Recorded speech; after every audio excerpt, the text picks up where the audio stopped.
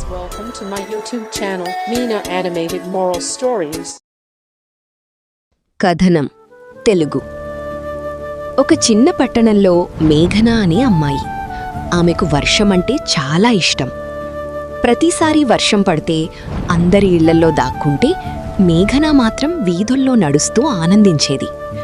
ఒకరోజు భారీ వర్షం పడుతుండగా ఒక పాత గోడ వెనక నుండి టక్ టక్ అనే శబ్దం వినిపించింది. ఆమె దగ్గరకు వెళ్లి చూసింది. అక్కడ గోడలో ఒక చిన్న తలుపు కనిపించింది. ఆ తలుపు ముందు ఒక బోర్డుంది. ధైర్యమున్నవాళ్లే తెరవాలి. మేఘన కాసేపు ఆలోచించింది. తర్వాత మెల్లగా తలుపు తెరిచింది. లోపలికి వెళ్లగానే అది ఇంకో ప్రపంచం. ఆకాశం రంగుల వర్షంతో మెరిసిపోతోంది. చెట్ల పాటలు పాడుతున్నాయి. నదులు నవ్వుతున్నాయి. రాజస్థాన్.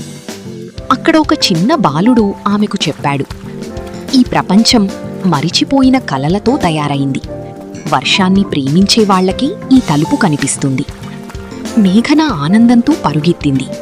కాని ఒక్కసారిగా గడియారం మోగింది. సమయం అయిపోయింది.